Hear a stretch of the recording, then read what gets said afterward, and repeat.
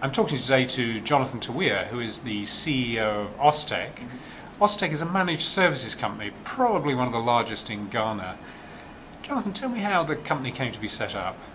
Well, I have a background in financial services. I worked in London, and my last year in London, I've worked on cost of IT ownership and technology investments and so on.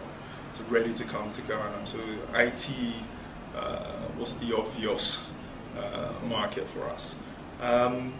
Managed services in Ghana because we moved in and thought this was the market for us.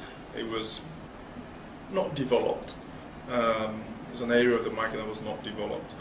The potential was there. There were a lot of international companies that understood managed services moving into Ghana at the time. We have to make clear this was a long time ago, wasn't it? Oh, this is 10 years ago. Yes. Way back in fact, the company will be 10 years in about 3 weeks' time from now. So Okay. This is a long time ago. But even then, it was clear that we were onto something with managed services. Like I said, there were quite a number. 10 years ago, Ghana was changing government from one party to the other. And that was a bit of a novelty in this part of Africa. And for that reason, you had investors looking at Ghana and thinking, if they can do this, then perhaps democracy is here to stay. And we were keen to ride on that. So you went to the clients saying, here we are, we can do managed services. Yes. And what yes. did the clients say? Oh, no, you can't run our managed machines. Customers were keen to allow us to introduce new technologies to them. Essentially to sell them boxes. Yeah. Customers were not ready to hand over management of the IT services. Actually going in and putting in IT managers or just setting up the IT department for them and running it. The market wasn't ready for that, but we were still keen that that is where the business needed to go.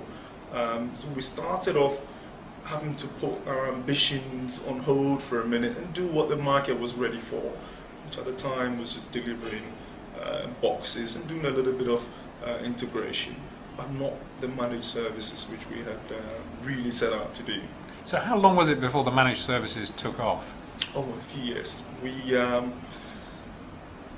had started business back in 2000, 2001. I think it was not until 2004. And interestingly, that was when the business had actually become profitable. So we became profitable doing something we hadn't intended to do. But then it gave us a great platform because we had become profitable. Our customers were more interested in managed services, and we had the balance sheet, if you like, to go, develop the business further into where we really wanted it to be. And of course, also because we had run the business for, at the time, 4 years. So who was your first client? First customer was a French shipping company called SDV. I remember we had started doing some training for them. We were doing mostly selling Cisco routers and doing some configurations, just basic stuff. And I bumped into I think it was the finance director somewhere having a drink, and I said, look, we come in here, you guys have a new Cisco box, it has to be configured, you come to us, we come in, we charge you, per hour, some huge sum, and you pay, we walk away. Every couple of days you want to do something to the box, we come in, you pay us $100 an hour, we spend 2 or 3 hours and we go back. I was like, look, we can come in here, get you, in fact we can come in and buy all your equipment back off you, then lease it back over 2 or 3 years. When we do that, we can also place an IT manager in here, and then all these guys that you have on $100 an hour from our office, they would all be in our back office, and when they're needed on site, they come in, they do their stuff, they go back, and it's all part of this one single monthly fee that you pay. So and then he nodded and thought, I think we're ready for this. And then it took like a year of discussing the contract, but that was our first contract. And then so we've gone on to some pretty interesting stuff. So how many clients have you got now? Well, we have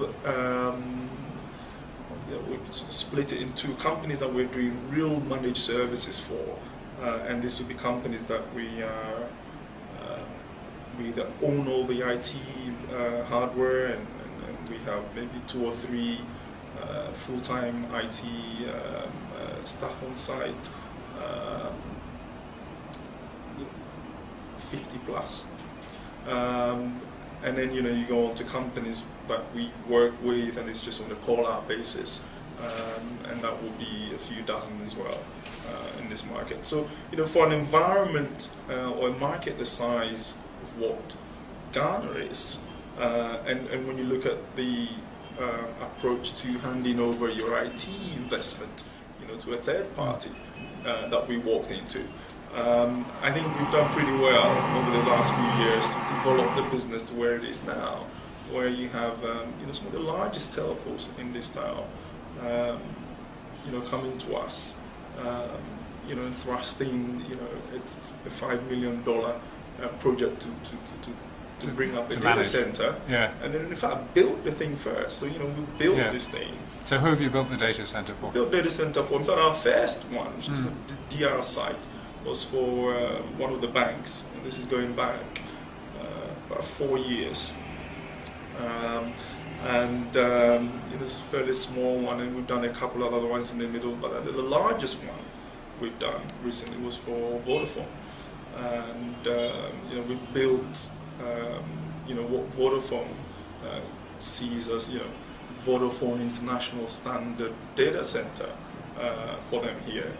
What we've also done is done a migration from the old data center to this new one. The plan actually was to just build and hand over. Yeah. So we built this thing, came back to us and said, listen, do migration for us. So we did migration, which was an interesting thing to have gone through. And then so we did migration and thought, okay, job done, good experience, let's go and do another one. And then they came back and said, look, guys, we'd like you to actually come in here and manage it 24/7. So you've now got a contract. We've got a contract. Yeah. We've got a team of engineers in there working 24/7, managing the data center, running, critical services out of that building for Vodafone. So do you just operate in Ghana, or do you operate in other countries? We have agency companies or sister companies that we work with in Cote d'Ivoire, and in Togo, Benin, Mali, Gabon. One of the things we're doing currently, one of the projects we're working on, is a mesh, VSAT connectivity mesh solution for a French, it's actually a Belgian plantation company. Yeah. It is probably the largest VSAT mesh connectivity investment currently being rolled out in West and Central Africa. We're very proud to be doing that, and it's and that's presumably for remote locations. It's remote locations. It's all plantations, so it's extremely remote. It's as you know, VSAT is probably the most reliable and the only solution that you can take, to remote places, especially in Africa. We're really privileged to be doing that. We've been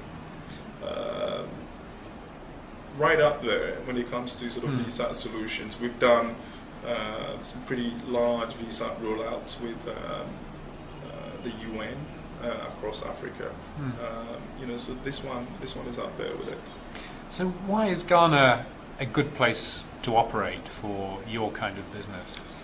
Well, for me, Ghana is home. And then why not Ghana? Ghana is home, and I think Ghana is ready. The experience that we have is that Ghana is no different to your Kenya and your Botswana. I think we're doing well here primarily because we've got a team of very hardworking individuals here, very driven. You know, we're keen to make this business a thriving business. You know, I always say to people, you know, don't be, you know, I'm hugely motivated by money. You know, and I always say to people, it's not a bad thing to be motivated by money. You know, money is not everything, but it's very important. You know, so we have people here that are highly motivated. They like their money. You know, they want to do well. You know, I mean, these are some of the key things that you need to create the environment to make this work. And I think we've got it here. Jonathan, thank you very much for talking to me. Thank you.